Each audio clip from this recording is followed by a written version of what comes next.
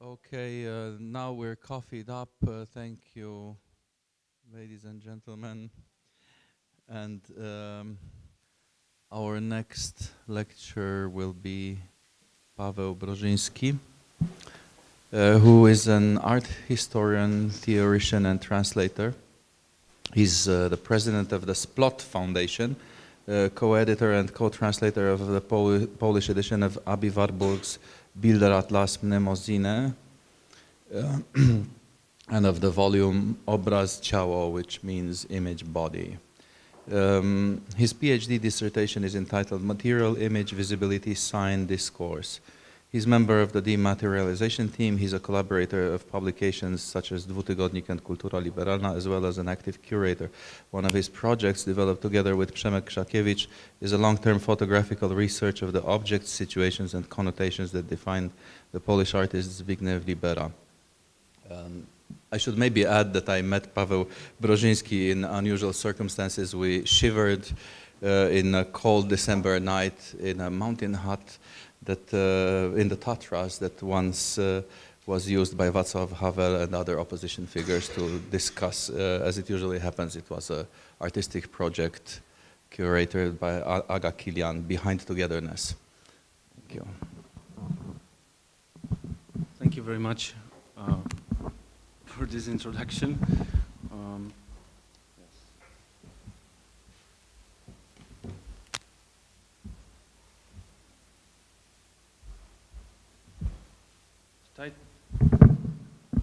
The title of my paper is Dematerialization as Metaphor.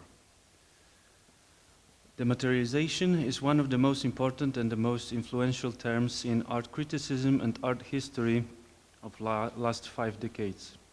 It also has made a great career in curatorial practices. At the very same time, it is not easy to recall more vague and clear and confusing concept in modern artistic debate. It is justified to say that it was and still is based on misunderstandings, or that is even simply deceptive. Term dematerialization in present sense was coined in late 60s by Lucy Lippard and John Chandler, but also by Argentinian artist Oscar Massota. However, he remained in Lippard's shadow.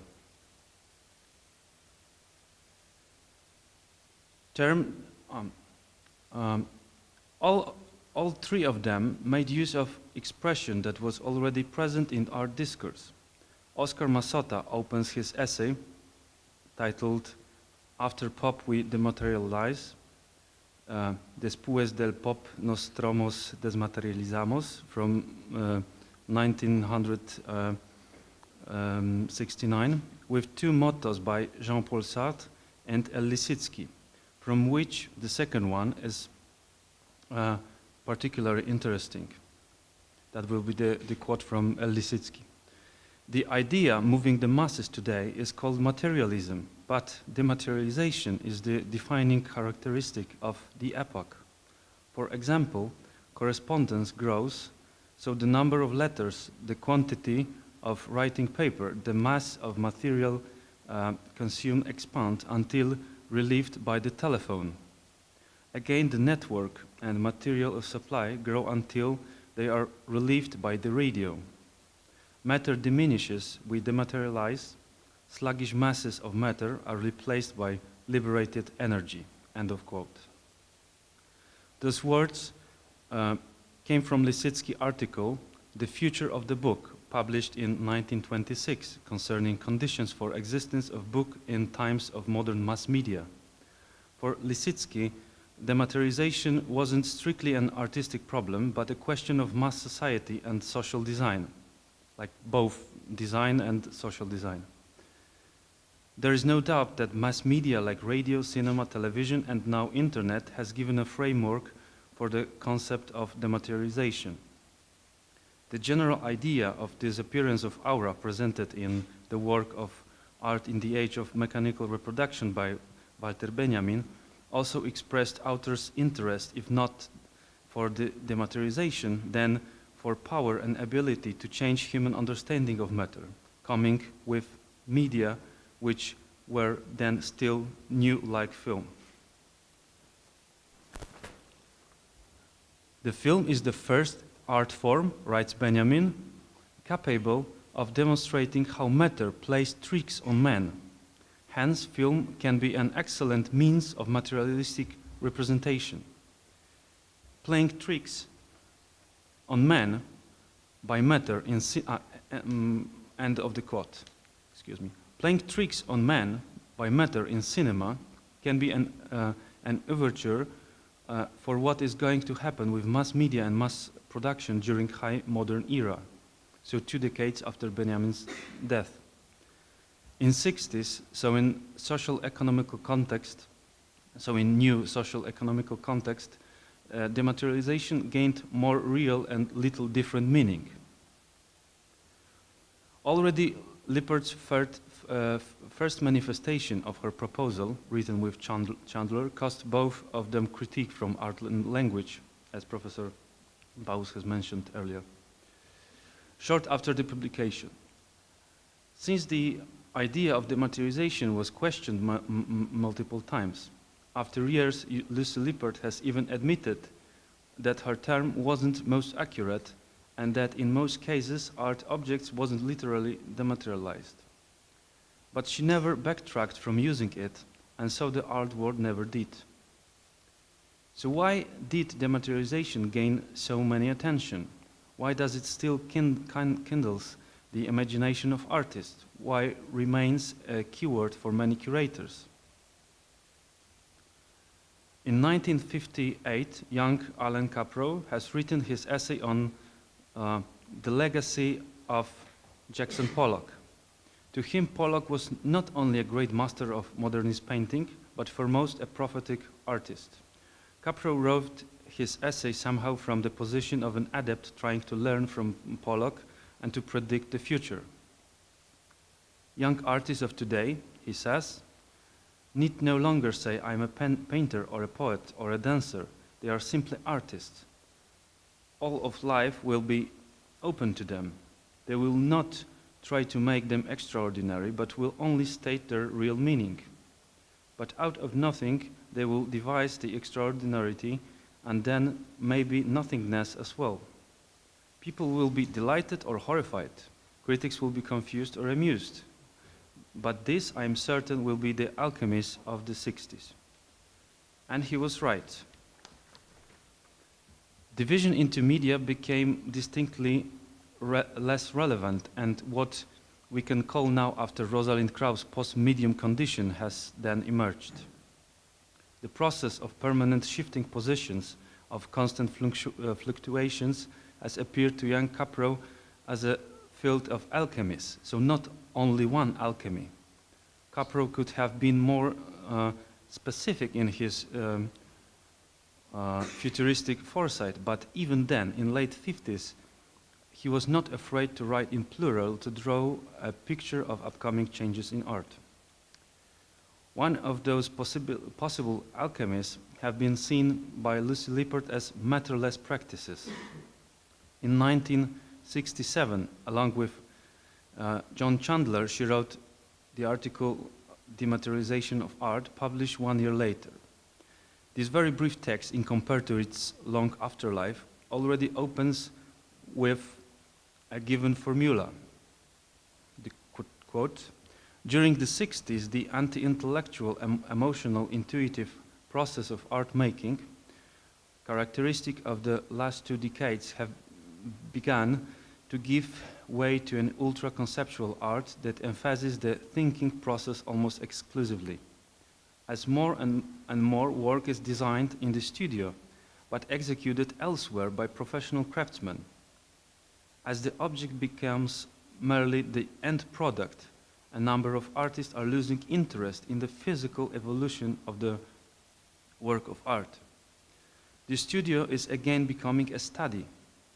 Such a trend appears to be provoking and profound dematerialization of art, especially of art as object, and if it continues to prevail, it may result in the objects becoming wholly obsolete. End of the quote. Perhaps writing that the studio is becoming a study, she has been referring not only to her own experiences, but also to Robert Morris, who in 1967 wrote in his note on sculpture part 3 that, quote, "Much work is made outside of the studio.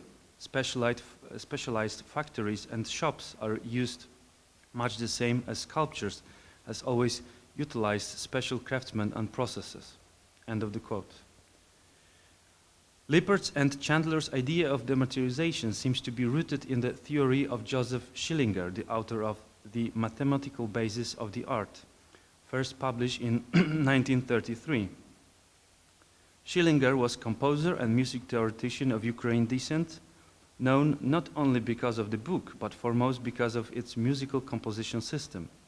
Lucy Lippert and John Chandler shortly reconstructed and characterized the Schillinger's historiographical theory of the revolution of art, divided it into 5 zones.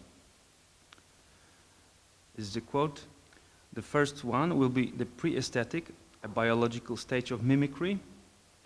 The second one, traditional aesthetic, a magic, ritual religious art. The third one, emotional aesthetic, artistic expressions of emotion, self-expression, art for art's sake.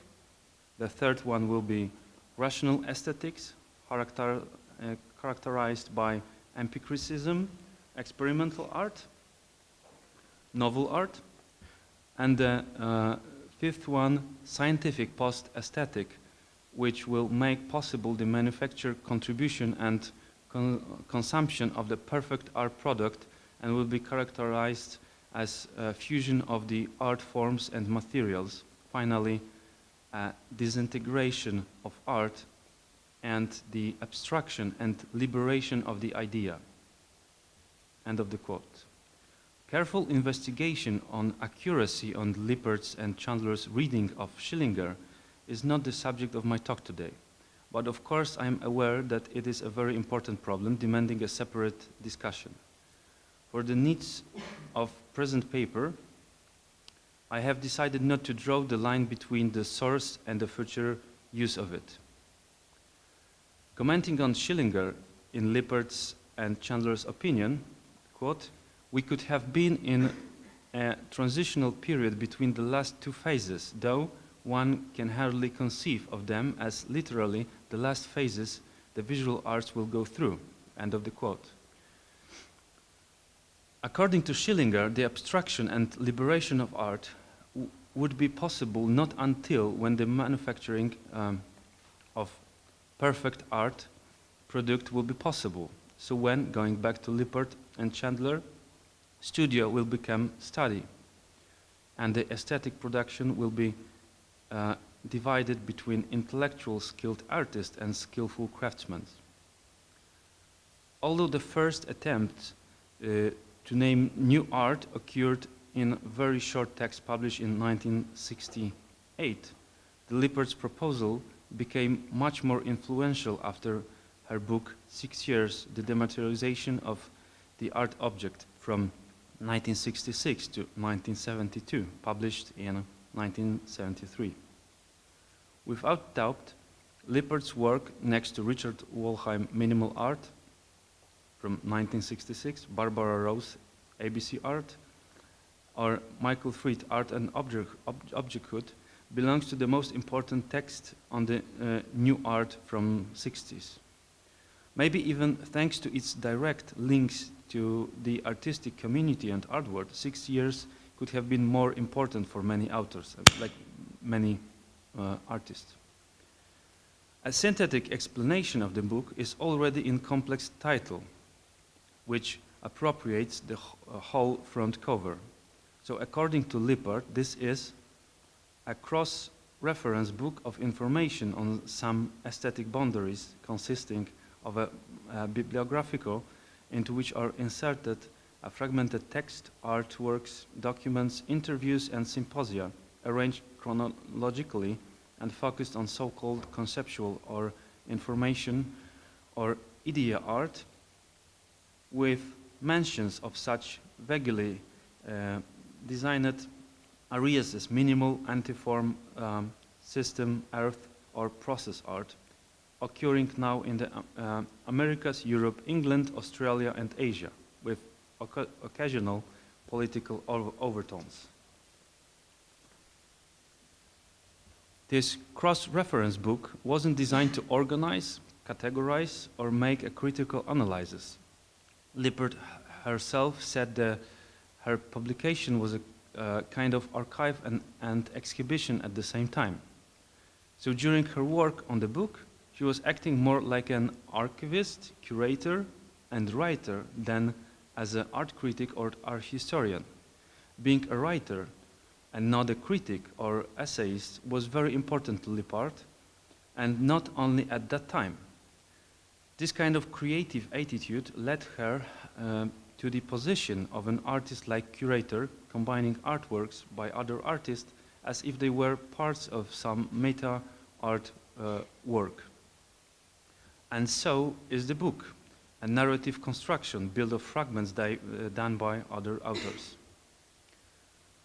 6 years as a field space or a database is somehow related to Marcel Duchamp' Bottom Valise and the bright stripped bear by her bachelor's even, so the famous green box, but also, and for sure more directly, to John Latham's Art and Culture Suitcase project, recalled in the book. Actually, during her journey to South America in 1967, Lippert had the idea of mobile suitcase exhibition of dematerialized art in her mind, which finally has not been executed then, but after return to United States. It is very likely that the suitcase formula has affected or inspired the idea of 6 years as a cross-reference book of information. Since 1973, the book was not reprinted until 1997, what made it an object of desire to many collectors and bibliophiles. It has also contributed to the process of making its mythology. But actually, Lippert herself admits in both forward from 60s and late 90s that the narrative of book wasn't transparent and objective. New forward in reprinted edition is called even a biased history, which suggests an effort for some self-critique.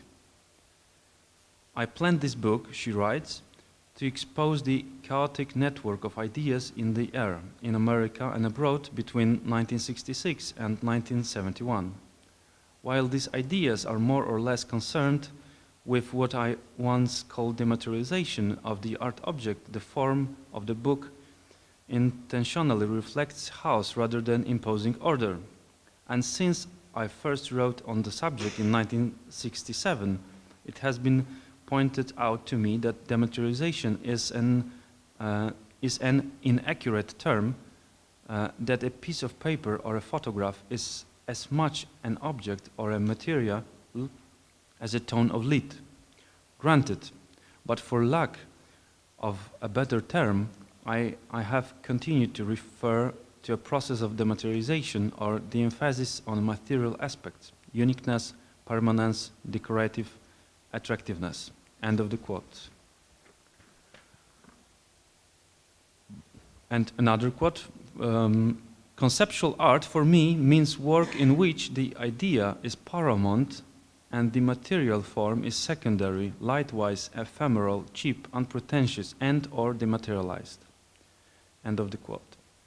Here in both paragraphs, she puts dematerialization in inverted commas, suggesting its conventional character. This gesture is an invitation to look at the term as a metaphor, or if it is not an invitation, then an emphasis on its metaphorical character, which always was just next to the powerful literal meaning. Dematerialization does not necessarily mean the most radical form of austere conceptualism. On the contrary, it is an open formula for naming any art to which an idea or concept is primary. And in her book, Lippert focuses foremost on art based on particular material objects. But we could ask how deep and how broad is the connotational field of this metaphor. In Notes on Sculpture, Part 4,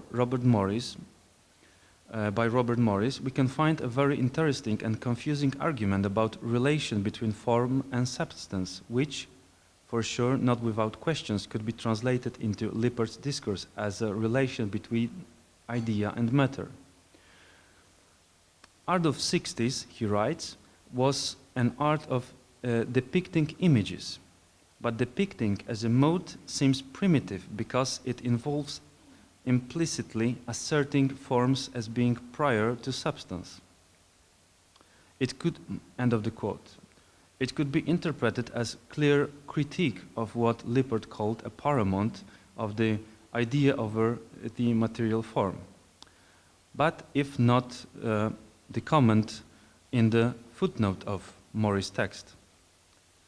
An advanced technological urban environment is a totally manufactured one, we read in Robert Morris' footnote.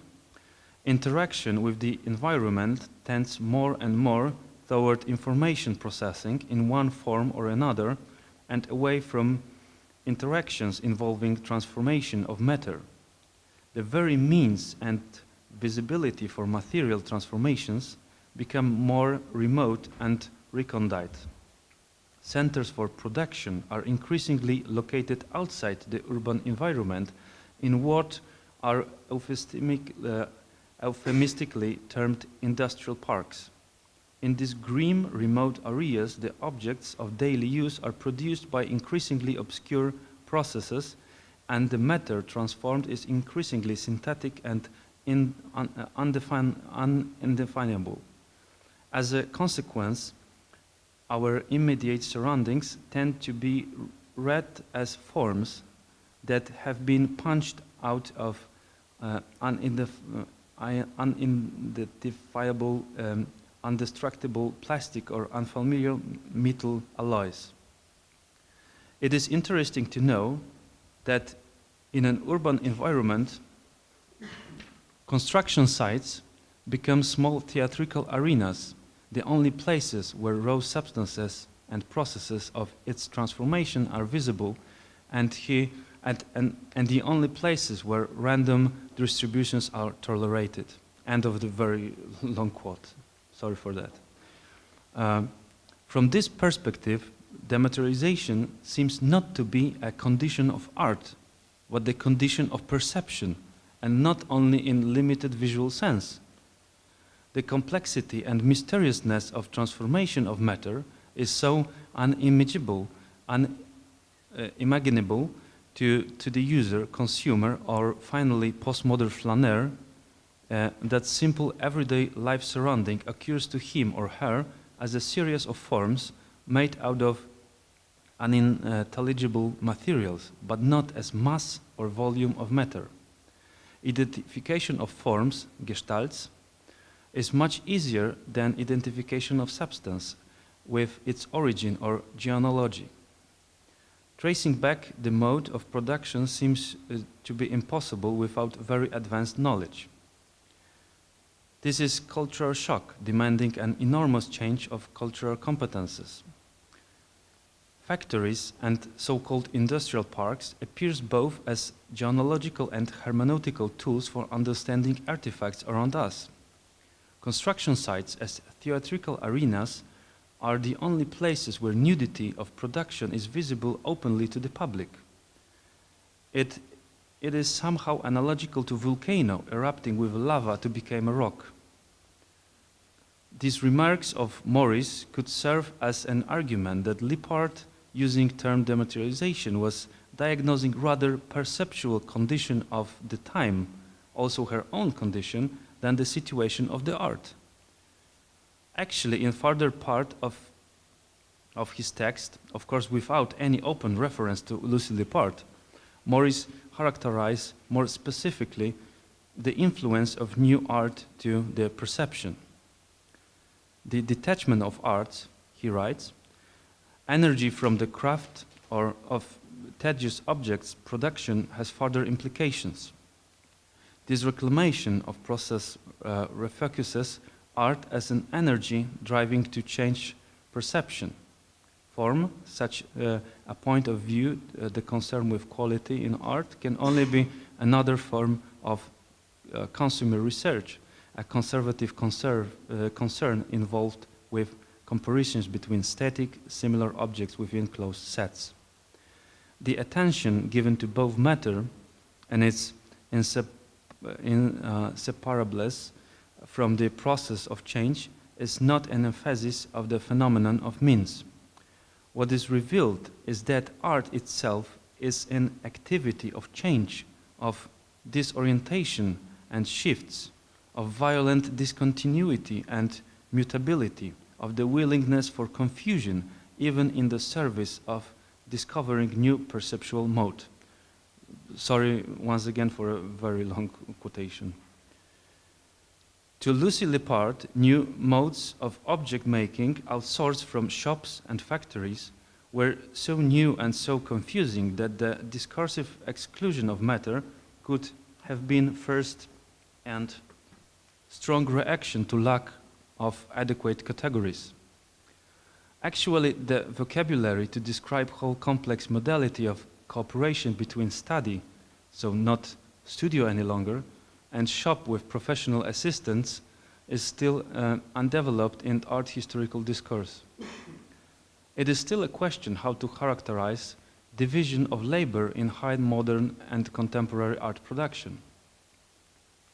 Looking at Lippard from Morris' perspective, that's a work by Robert Morris, also recalled in the book called Steam Cloud from 1968.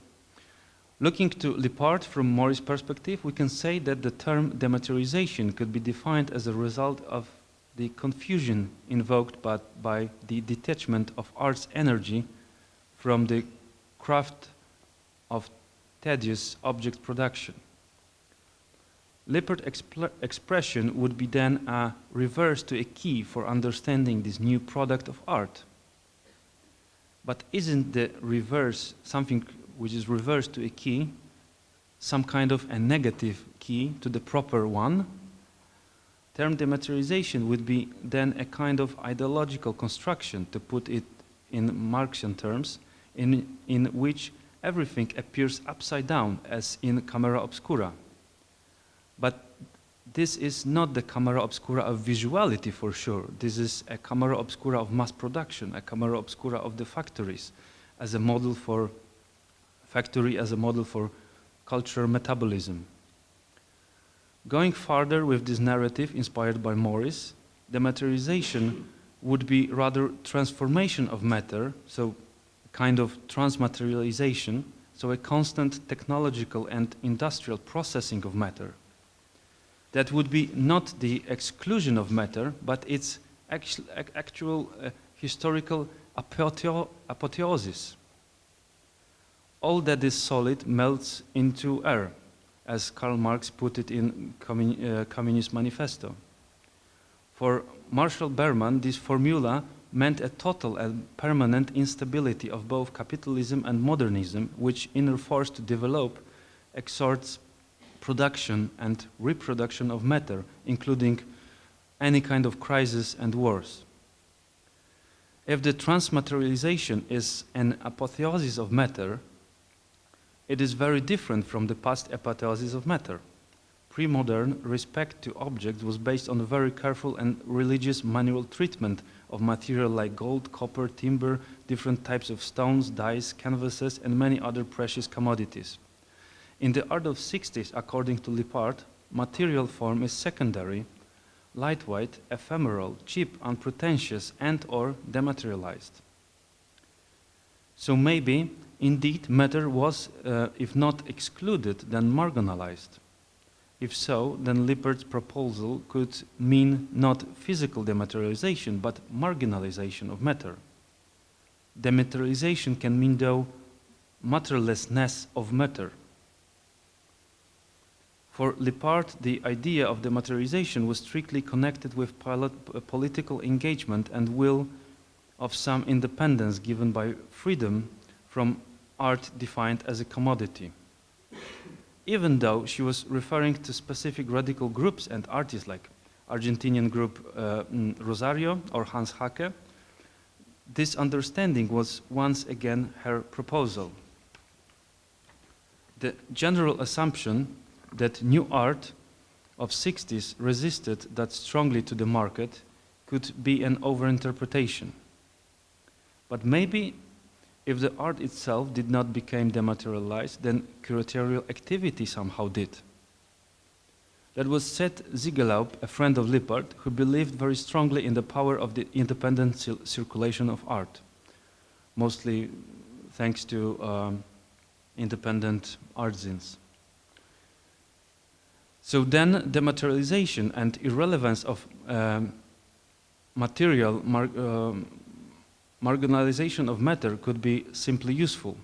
Of course, it could be useful for artists appreciating independence, but even more useful for young, independent, and often financially unsupported curators. Of course, the pragmatism of dematerialization could also serve to common interest of artist, curator, and institution at the same time. In 1970, Polish artist Edward Krasiński was invited to exhibit during the Tokyo Biennale. He has been planning to show a sculpture with long blue twigs made out of gum. And now we can see the reconstruction of the artwork, which wasn't actually exhibited in the Tokyo. Because of some logistical problems with transportation, his work couldn't be shipped from Warsaw to Tokyo on time. He decided then to send a telegram. That's a very tiny part of it. He decided then to send a telegram of 80 meters long containing repetitively one word, blue, 5,000 times, but encrypted in Morse code. His gesture has been transformed into telegraphically signal and has rematerialized in Tokyo as substitute to the previous and original artwork, so this one. The physical telegraph tape was exhibited during the Biennale. The pragmatic logic of that solution was obviously only an occasion to artistic formula hidden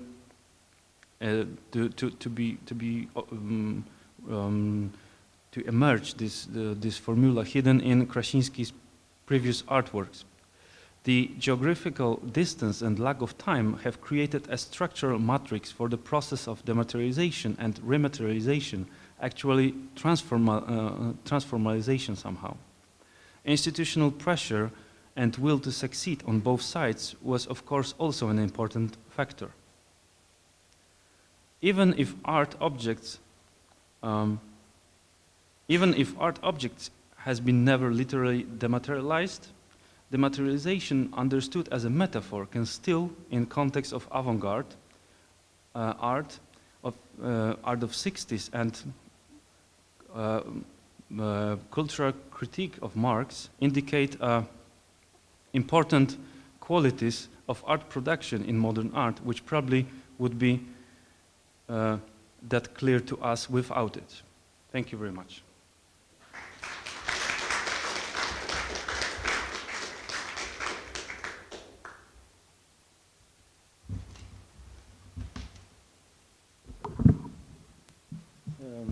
We will be proceeding with the same formula with the questions after the second lecture of this block. And now we will listen to Hans Christian Hönes, who is a research associate on the project Bilderfahrzeuge, Warburg's Legacy and the Future of Iconology at the Warburg Institute in London. He's working on the culture of antiquarianism, the history of archaeology, and the artistic reception of prehistoric and primitive art. mainly in 19th century Britain and to a lesser extent in the 20th century, and on art historiography around the 1900s. His research focuses on his recent papers focus on topics such as the debates on hunting magic hypothesis in the early 20th century, the first discovery of Saharan rock art during the British Saharan expedition in 1849-55, or Joseph Gandhi's interpretation of the Ark of Noah as the primeval model of architecture. Yeah, thank you very much. I'm just trying to adjust the microphone in a way so you can hear me, but I'm not too loud.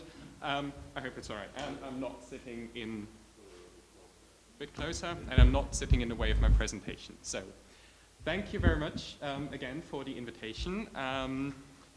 I hope I can contribute something to this amazing lineup of scholars here, although the 70s and the second half of the 20th century are definitely not my primary field of expertise, although I do know something about archaeology and its history, and I think this is how I take my way into the topic today, and also the work of Lucy Lippert. So my paper will be, I think, a very organic continuation of what we've just heard, and yeah, I'm really curious to see how, after your modernist interpretation, your avant-gardistic interpretation of what Lippert wrote, my, so to say, take on her historicizing, primitivizing tendencies adds up to that.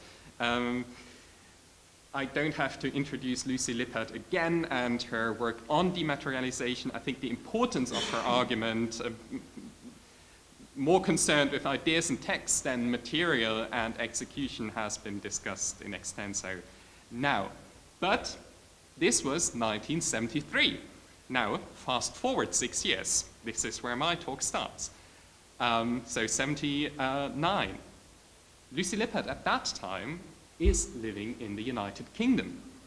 Initially, this was meant as a turning away from art and criticism, an attempt to find peace of mind.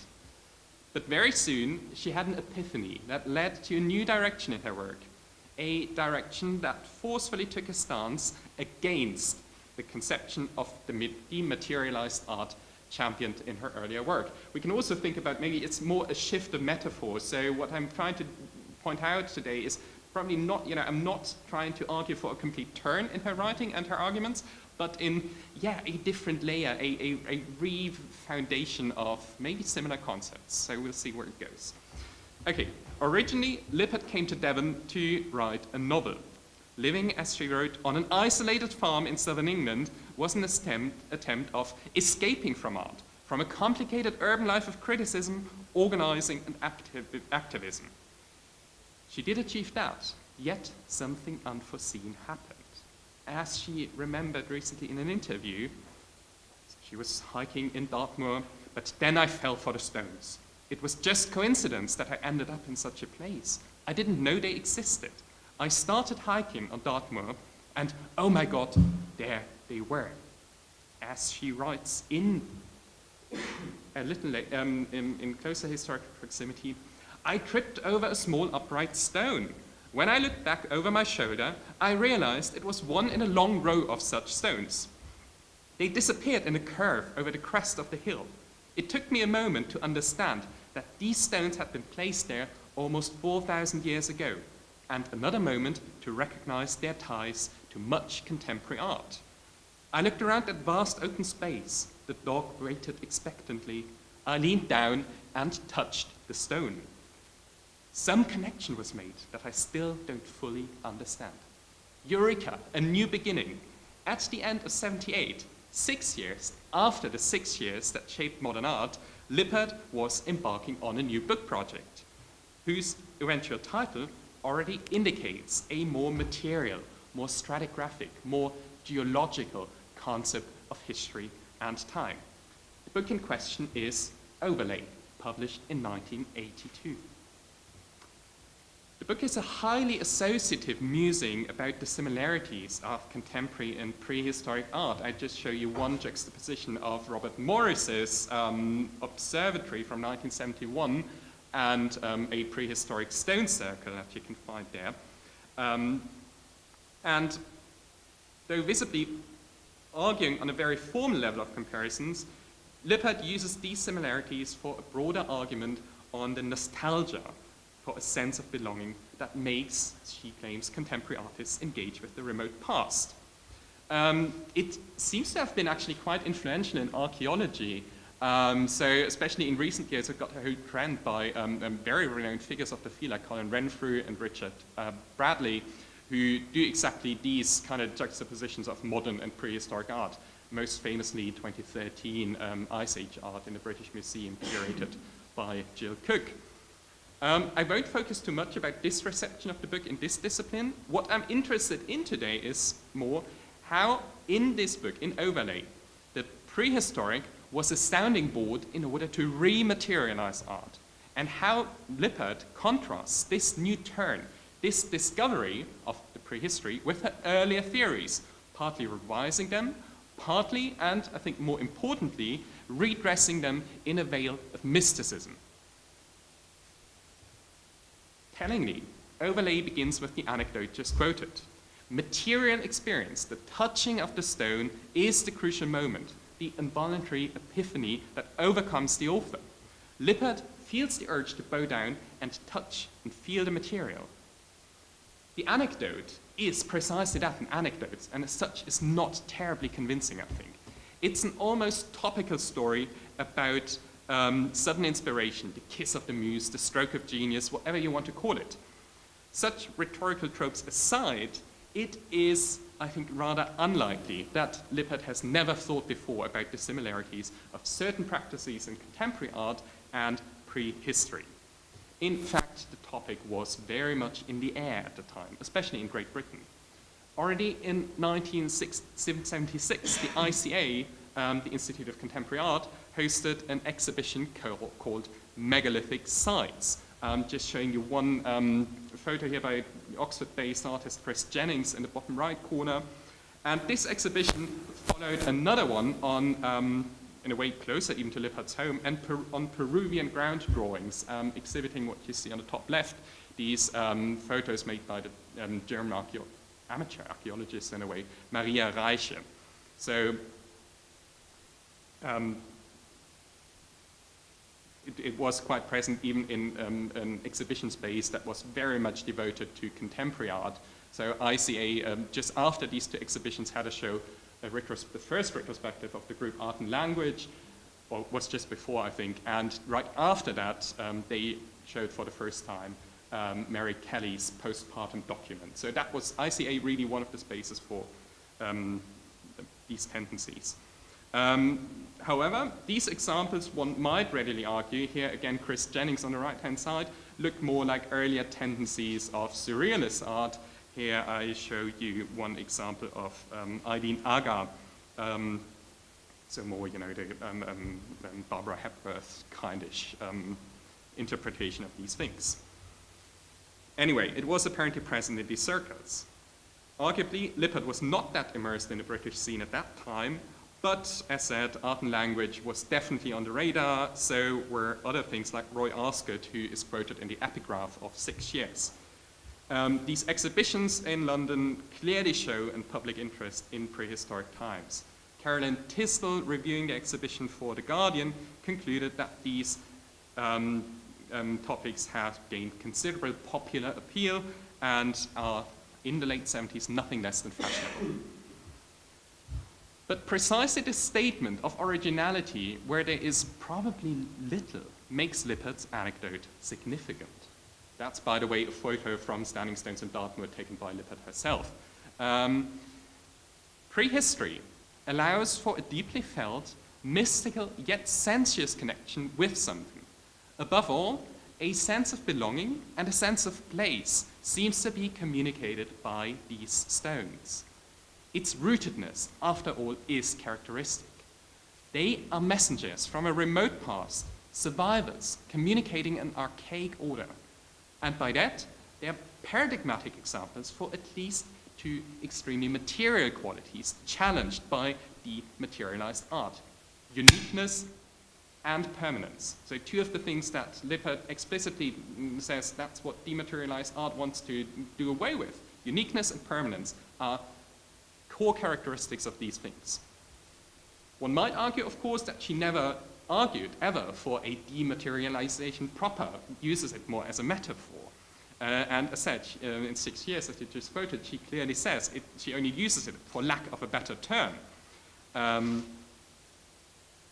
Equally, she acknowledges that many artists are concerned with allowing materials rather than systems to determine the form of their work. So material being the starting point for a dematerializing reflection.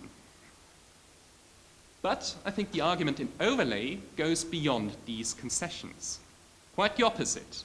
Not infrequently, Lippert articulates a clear skepticism against dematerializing practices, branding them as a dead end of inquiry. Quote, immaterially and impermanence, for instance, though sometimes valid strategies against commodification have often backfired, leading to the same kind of isolation and inaccessibility the artist hoped to overcome. So that's a farewell of sorts. The things hoped for were apparently not really fulfilled. Overlay is the attempt to find a new basis on which to build, a new fundament for contemporary life, to use the title's metaphor. And this basis is explicitly, deliberately sensuous. Tellingly, the book's first chapter is on stones and starts with a reflection on the chemical petragenetrics, or generative stone. Oh, here's the quote that I just quoted. Taking this as an incarnation of primer material, so creator of everything.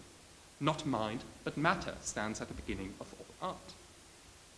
Quote her again, visual art, even today, even at its most ephemeral or neutralized, is rooted in matter. Not just that, matter is considered to be the point of origin of all art, not just the incidental carrier of an idea. Prima materia, the rightful domain of all artists. Consequently, she also includes the work of artists like Michel Stuart, which is described as overtly romantic, sensuous, and subjective. It might be hard to see why this artist in particular is described in that way, but that's also an important point, I think. Generally, it's less a shift in Lippert's aesthetic positions, but a shift in the models to think about them, a new willingness to embrace these sensual qualities of art and to attribute it even to a work like that. The motivation behind Overlay is a very romantic drive. The aim is to reconnect via prehistory with an unalienated, harmonious, and holistic way of living. By that, it is also finding the societal marginalization of art. Inquiries into this remote past, especially the speculative, fringy theories about it, are seen as a holistic pathway to universal anthropological traditions. Everything seems to be connected to everything else, as she writes right at the beginning. What lies behind this is an almost Freudian understanding of subconsciously relevant archetypes, also resonating in the title, Overlay. I quote her again, artists working today from models of the distant past are consciously or unconsciously overlaying their knowledge of modern science and history on primal forms that remain mysterious to us, despite all our knowledge.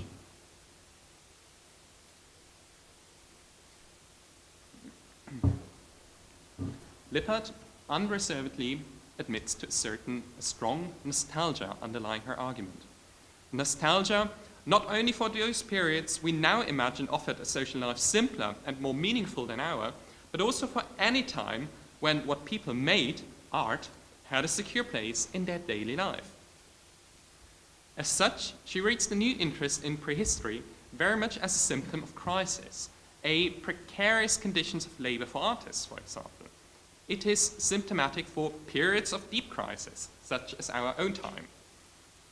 In a world where artists, and one may add critics themselves, find themselves at the fringes of society, the remote past is a convenient kind of Orientalism to imagine the contrary. She writes, quoting her again, I'm attracted to the prehistoric sites in art. Oh, that's that the quote I've got here. Anyway, it's a very simple one.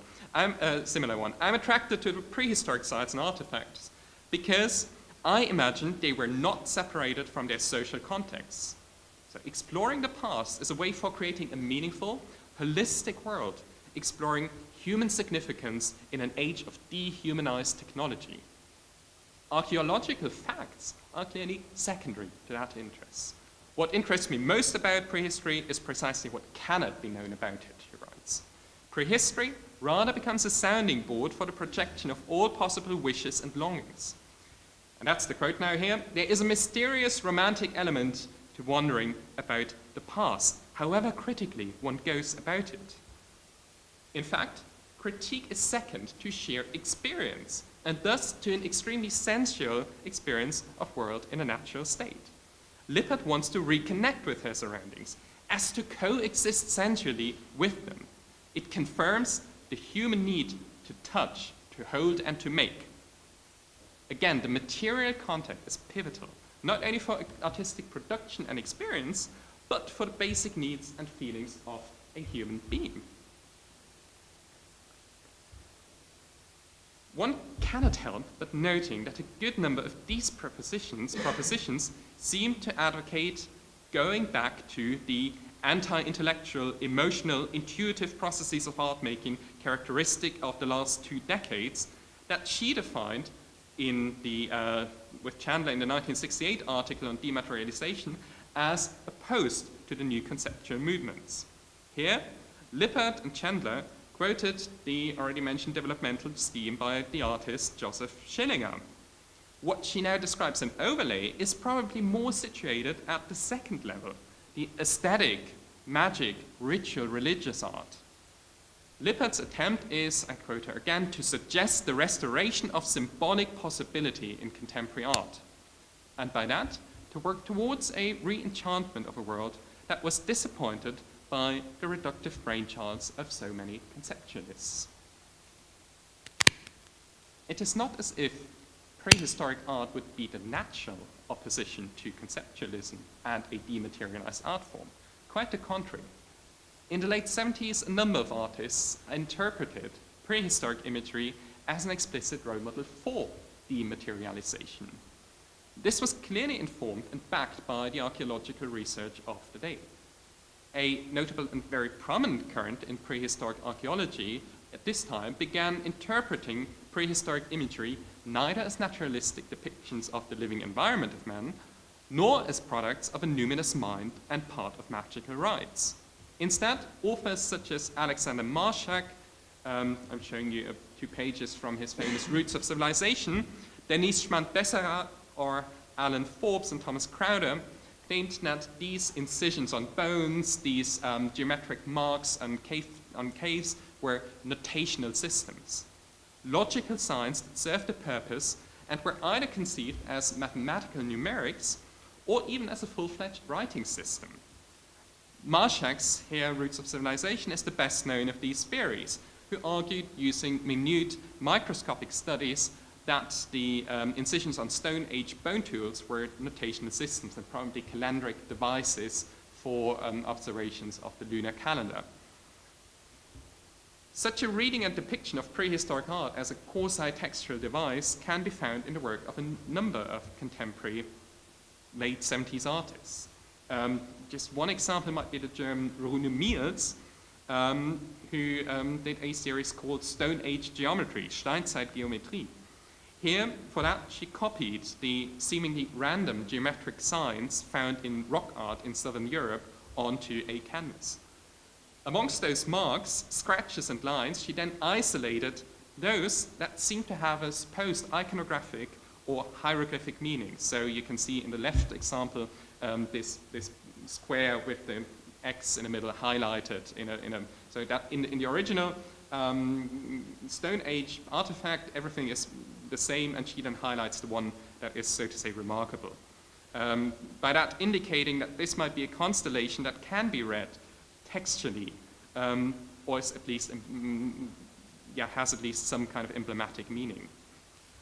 This abstraction is, I think, highlighted even more so in the second part of the series, here on the right-hand side, where where Mies projects the significant sign flat onto the surface of the canvas. So she evens out the irregularities of the rock engraving and thus textualizes, so to say, it even more, so makes it a proper abstract sign, not just an incision. Such practices were often deemed as explicit stance against a representational and thus material interpretation of these scratchings. I just want to elaborate briefly on another artist whose work Lippert might have seen or would have had ample opportunity to see in London in the Lisson Gallery, for example, namely John Murphy. In 78-79, he painted a almost rectangular oil and canvas painting entitled Delta. It's a very simple composition, coarse brown canvas in which he painted in five red 5 columns, and placed in each of them 5 more or less abstract symbols. On top of that, he wrote the word delta, each of the 5 Roman letters roughly aligned with one of the columns. The composition is taken directly from a very popular book, Siegfried Gideon's widely read The Eternal Present One, who in turn took the illustration from an article of André Leroy-Gourand. And here, in all these texts, one can find the same chart, showing 25 symbols found in prehistoric cave painting.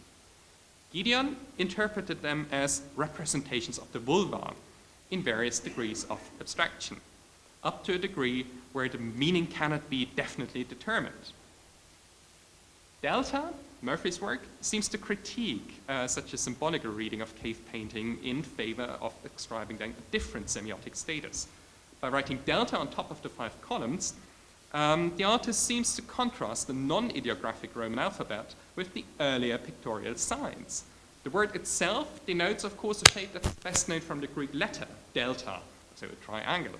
And it's not hard to see a resemblance of this shape to the allegedly vagina symbols assembled by the diagram by Leroy-Gourand. So alphabet and pictorial language seem to be understood in contrast here. They're not an equivalent.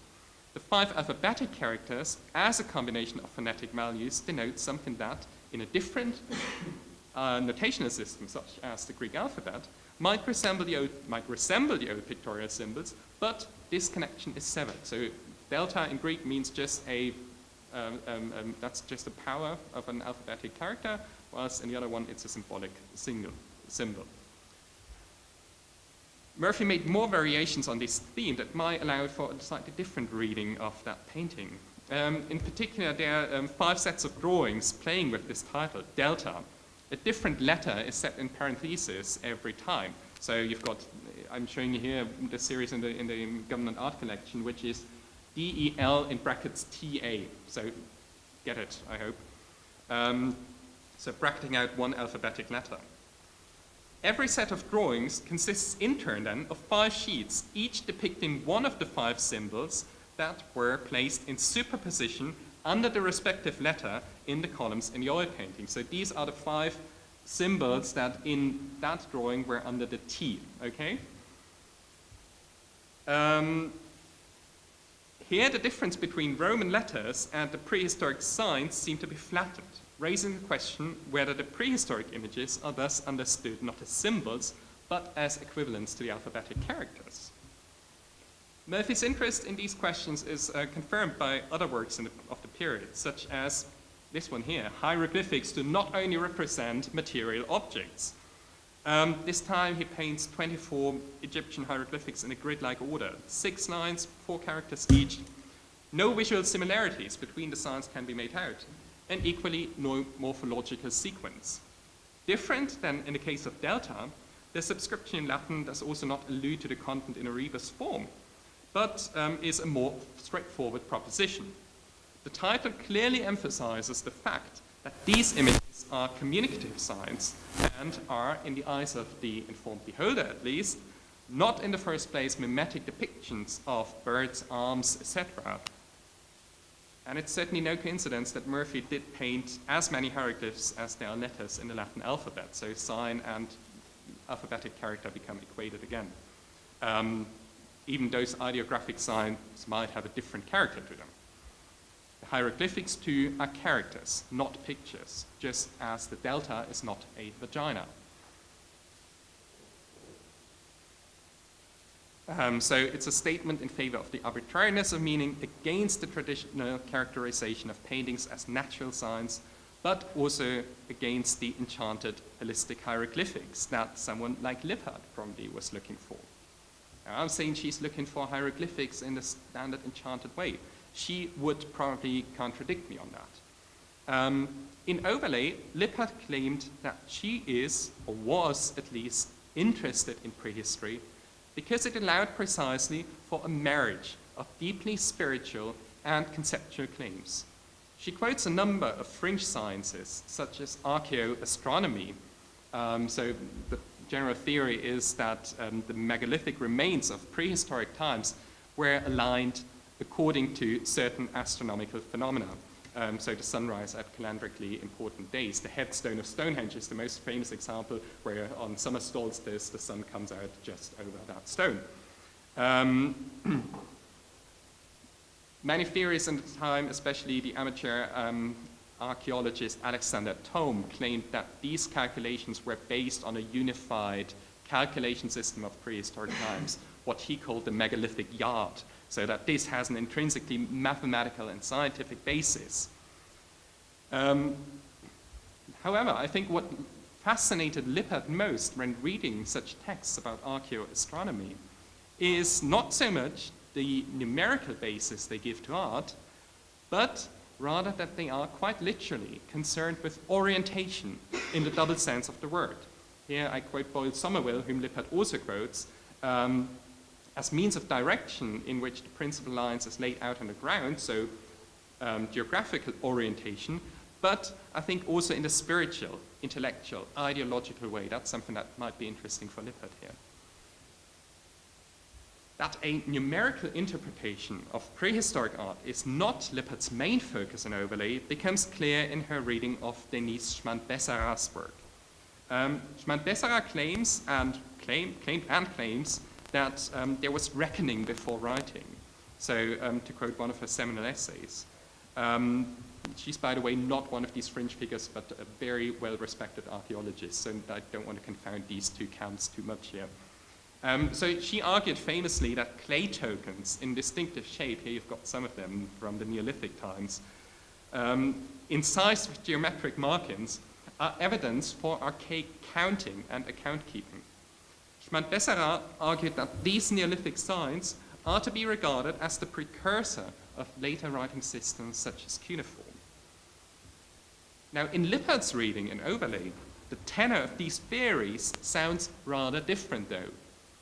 What she seems to suggest, quoting the famous psychoanalyst Otto Rank, is that language did not originate as a form of communication, but as art, as individual objectifications only later collectively formulated. So personal mythologies and creations that nevertheless find an explicitly objectified form are the driving force, and not a kind of systematic approach, not the definition of a kind of writing system, but an individual mythology, so to say. The personal mythologies and creations that nevertheless find an explicitly objectified form are the driving force.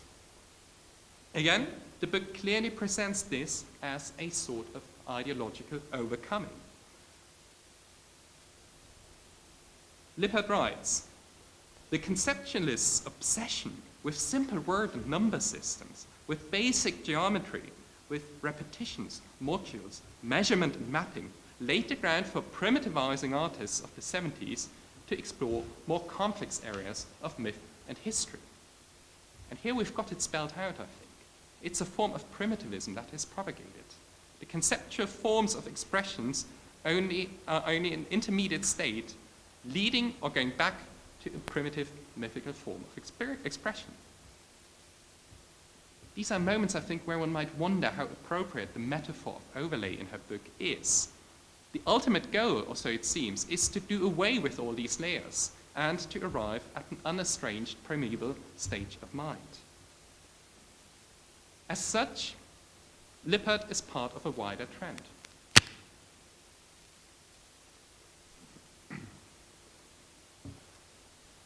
The early 80s, when the book is written, is precisely the time where movements and groups such as Trans-Avantgardia and the Junge Wilde made their appearance in the art scene.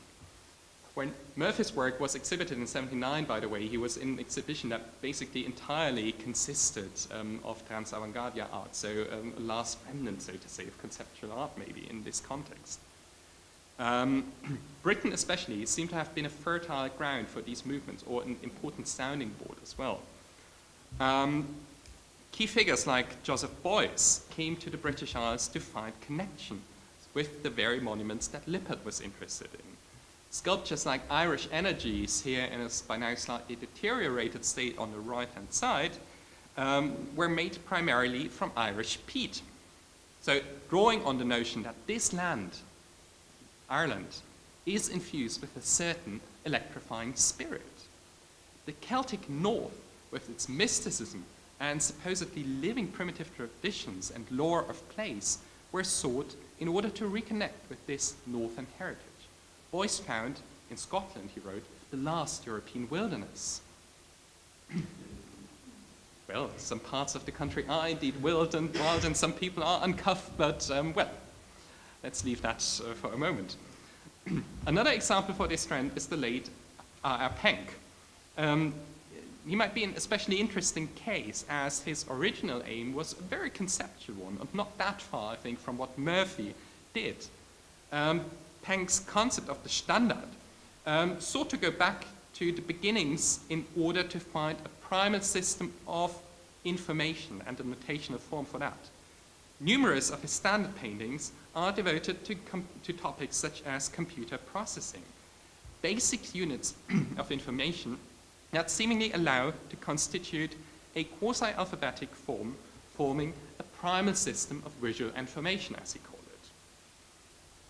So though a certain preoccupation with timelessness and primitive universal sets of science is already visible in these years, Penck's work became a new gist in the 80s. Now he was searching for a mysticism that is more commonly associated with megalithic science than humble science systems. Especially after a visit in Britain and Ireland, where he also later moved to, Penck got, as he wrote, got intrigued by the idea of the Nordic world, a world I was always interested in. England and Ireland are the islands.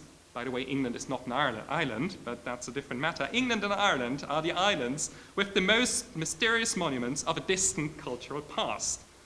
I think that prehistoric monuments such as Newgrange and Stonehenge still bear unsolved questions. Penck's earlier conceptual tendencies and his neo-expressionism of the 80s seem indeed to be opponents of some sort. Instead of searching for a textual, communicative meaning in the monuments of the remote past, Penck now succumbs to a mysticism surrounding these places, deeply wedded to their naturally founded primitive energy. Caroline Tissell, quoted at the beginning of my talk, also noted the amount of publication that were suddenly devoted to these topics. There were indeed uncountable books being published that thematized similar scenarios as the one evoked by Lippert, the touching of the stone, the mythical connection, a sudden transmission of energy, insight, inspiration when coming into contact with a prehistoric standing stone. Thames and Hudson's popular Art and Imagination series is just one example, and indeed we are here at the beginning of something like the New Age movement. A recurring notion in this work, as written by Dolores LaChapelle, the author of a wonderful book called Earth Wisdom. Unfortunately, I only was able to take a bad photo, but it's purely New Age, written in '78. She writes that the quality of a culture depends on the depth of relationship of the human beings to their place. So the prime interface to achieve such a re-inhabiting of a place is through the experience of what she calls power-filled rocks. The permanency of the standing stones makes them the marker of a spiritually charged container of this said earth wisdom. Objecthood is what allows for a specific experience. I'm drawing now to the end here. What I want to stress again is that this is, even though Lippert has similar experiences as you see here in these New Age tendencies, what I want to stress again is that this is not a complete shift or turn of sorts in Lippert's work and conceptualism in general. But it has often been remarked indeed that systems theory was able to be surprisingly seamlessly being replaced by holistic New Age tendencies. It's somehow quite ironic that a very mechanistic model was susceptible to such anti-mechanist movements. But the propensity to illogical connections and an affinity to the genius cult is all too obvious in uncountable positions of the 60s, who were consequently, I think, not too far from New Age tendencies, assuming a holistic science that ultimately has an immaterial core. Unknown powers and energies inform it, well, inform both movements. Sol Lewitt's definition of the artist as a mystic might be a point in case, but also George Kubler with his description of proleptic artists, right, who prefigure sequences of development. What these positions, just like Lippert in 6 years, were, however, I think, so Kubler, Lewitt, etc., what they were very willing to embrace, however, is a certain chaotic element behind these systems of transmission. Chaos was actually quite celebrated. You already quoted it, I think, or quite celebrated in 6 years. Back then, this order was holding together the system of contemporary art and the network of ideas that had floated. 6 years later, prehistory is used as an interface for binding all these diverse tendencies together again in one meaningful, coherent, anthropologically universal, as well as materially and spatially anchored way. Many of these topics reappear in Lippert's more recent interest in the lure of the local.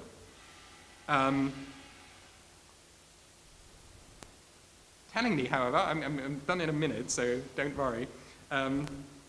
So, again, to recapitulate, while she's advocating a chaos kind of theory of how all these things are interrelated in 6 years, I think what makes the argument in overlay so different is that the metaphor, again, suggests a spatial layering that is in a way a very ordered form. So what you encounter, whether it's through the megalithic yard or anything else, is a prehistoric holistic world that is particularly, you might not understand it, but there is a firm order. They're not random transmissions, okay?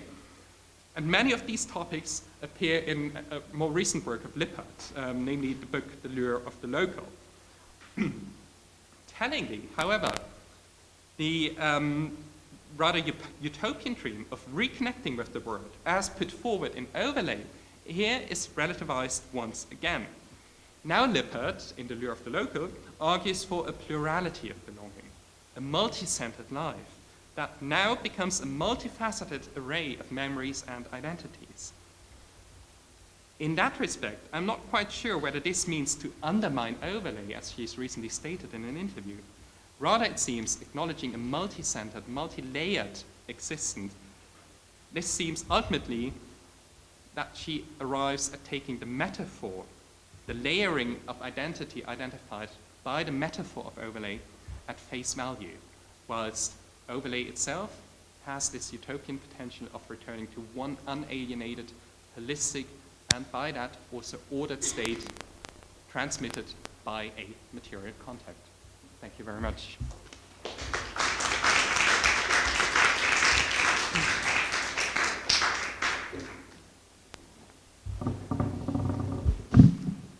Thank you, and since lunch is nothing to be joked with, we are, I believe, 3 minutes away from it. So I'm wondering what to do with the discussion part. Can we move it?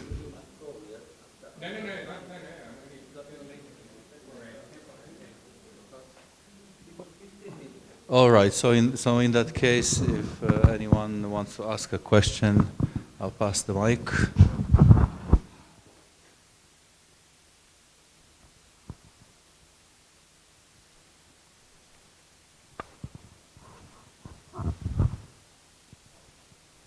This time I'll be much more shorter. Thank you very much for fantastic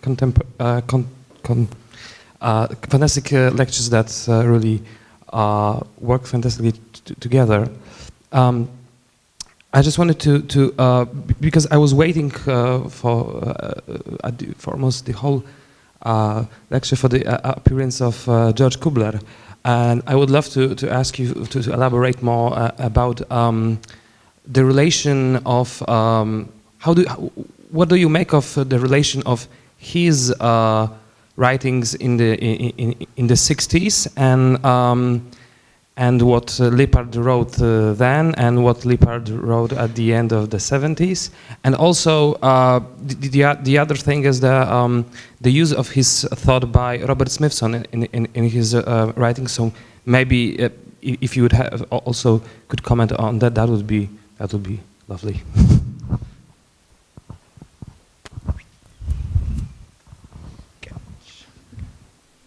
Thank you. Yeah, that's a very interesting point. I don't feel entirely qualified to answer everything.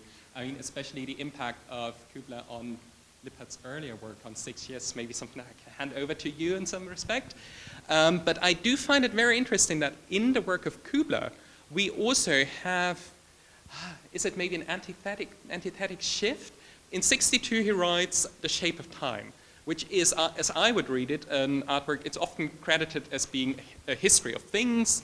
As the subtitle also says, I see a lot of romantic genius cult in that. So he writes of the proleptic artist who prefigures traditions. He writes of this, he always says, oh no biological metaphors, but then he draws on the prime object. So in order to invent something, you need something that he then calls a mutant gene. So there has to be something very biological, very individualized in order to produce art. Kubler at that time was, of course, widely read by a number of artists, and I would not be surprised in any respect if Lippard also had, especially in her, in the style of 6 years, which is, so, you know, the formal affinities of Lippard's argument in its chronological narrative of just listing things after years, and that makes it quasi-spontaneous transmission of ideas of sorts, is, I think, very, very close to what you also quoted Smithson. The text, I don't know, there's this one text on entropy, which is, I think, roughly around the same time. And that makes exactly this point. You know, it starts with Humpty Dumpty, this nursery rhyme, and goes from one thing to the next, and they're not really logically connected, but you kind of get the sense that there is this transmission of energy in entropy. So this idea that chaos is not quite that chaotic, but there is some kind of, you know, drive unifying them. So I think all these things are very clearly connected of some sorts. So far to Smithson and Kubler and Lippard in a way. Lippard herself, in the later introduction to the book that you've also quoted, and writes that she is so surprised that people are actually interested in a narrative that she tried to set up by 6 years, and don't use it just as a reference book as suggested by the subtitle. Don't just, you know, use it via the index, but actually read it from back to front in order to experience exactly that illogical transmission of ideas. That's something that's very close to Kubler, where also periodically tendencies show up and, you know, get lost in the time, then get reinvigorated, etc. What I find interesting in Kubler is that later in the 60s, 67 I think, 67, 69, he has a major shift in methods, I would say. First, he's always, of course, interested in prehistory. I mean, he is a Mesoamerican art historian, so that might also be a great way to be always interested for all these artists in the earliest production of art. But 67, 69, Kubler suddenly starts to do iconography. So the one method that he really denounced in The Shape of Time, that he did away right in the beginning, says, oh, you're all reducing it to text, right?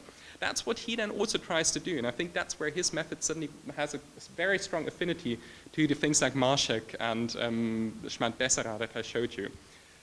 What to do with that shift in method with regards to what Lippard does, I don't know. To me, they seem quite antithetical cross currents in a way. So Kubler, in a way, gets more rational because he then starts doing these very, very hardcore statistical analyses of motifs and try to map them really in a positivist way, whilst Lippard makes this leap to, yeah, this romantic nostalgia. So I don't know, there are cross sections, but yeah, I can probably also just tell that as a story of, you know, chaos theory in a way.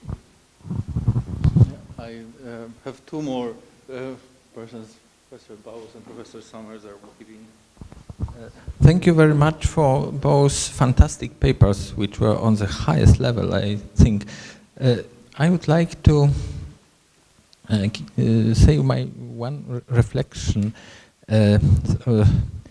I think the problem of dematerialization is in the field of art history problem of the inertia of our terms which we use, because art history is prepared to describe the states, the static material objects, and not the processes.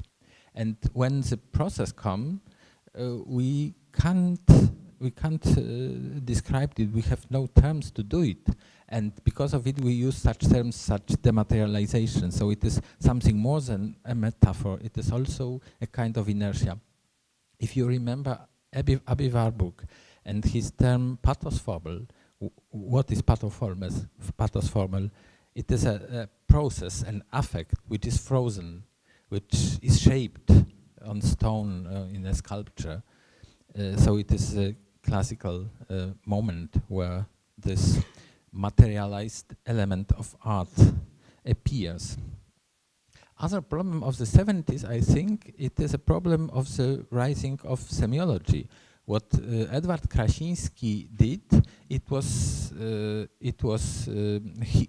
used the semiological system to transport his art, because he was not able to use his blue Scotch, but he used the word which described, as a sign which described it. And it is maybe also a context of dematerialization. The dematerialization of the 60s, 70s, it is a kind of using of semiology. So the text is important, not the matter, not the material stuff or substructure. And last one, note. In the 19th century, the spiritual movement or the core of the spiritual was connected with dematerialization, what I tried to show you with Huysmans and his view of the Gothic cathedral. In the late 70s, it was opposite, so it was coming back to material elements. And one note for our guest, we also have something like this you showed on Wawel Hill. There is one of the chakra in the castle. Thank you. Well, in the first paper, I was very struck by the remarks of Robert Morris in criticism of Lepard, and the citation of Karl Marx and the Camera Obscura and all that. And actually, when I was writing the paper that I read, I thought about plastic, which has kind of taken the place of prime matter in the contemporary imagination.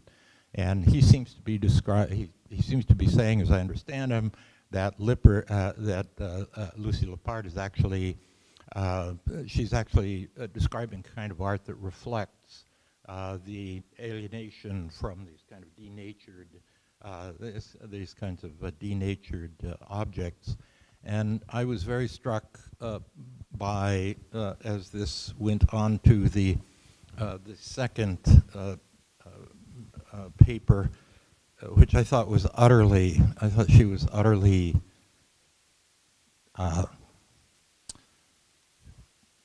subject to her fantasy, looking at prehistoric art. And I was also very struck by the equation that she seemed to make between these objects that she had encountered and things that she saw in galleries, and that she found the same kinds of things. Galleries are such specific social spaces, And they're so important to the reaction of anybody who reacts to such an object. Whereas these prehistoric things are basically social spaces. They're not isolated objects. They're where a lot of people got together and did a lot of work and brought a lot of stones from all over the place and helped one another hoist these things into position, and you know, and perhaps commemorated birthdays or something like that from the events that they were aligned with on the horizon, just as a kind of a possible. But it seemed to me that this essential kind of equation of these two kinds of objects, basically as gallery objects, and then beyond that as kind of symbols, words, it seemed to me to really diminish the kind of understanding that might be gained from looking at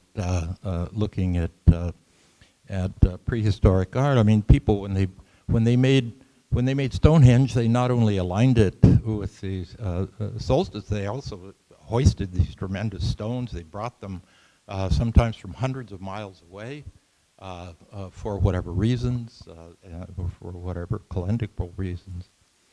I felt that in this case, what we could know about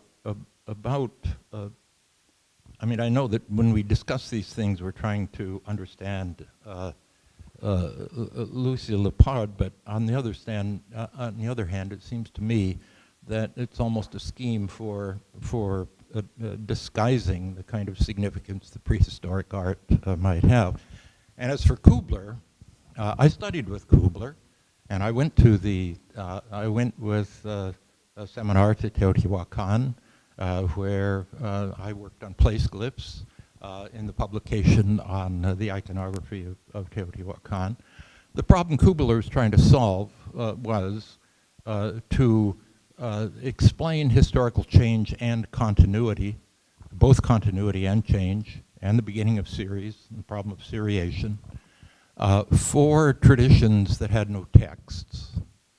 And in ancient America, there are written languages forming. Maya is a good example of both calendrical and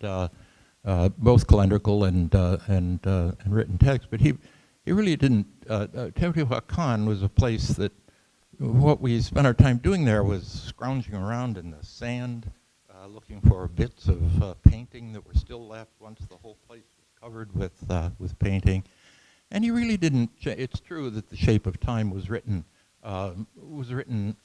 against the current of Panofsky's iconography, but it really wasn't. In the two projects were really not incompatible. He was putting together the kinds of models for seriation that he had devised with what he could reclaim about the iconography of Teotihuacan, and then other people figured out Maya iconography as it went by, and calendrical systems and so forth. But so that's. But on the whole, I thought that the alienation that was talked about, what plastic is made out of is oil. And this is a great example of the exploitation of a natural resource. And plastic, what the word means is it can be made into anything. And it's in that respect that it's... Yeah, right, exactly. And, but I was very struck. I didn't remember that text of Robert Morris's about the kind of alienation of these utterly denatured objects, so that in effect what we're always encountering is ideas rather than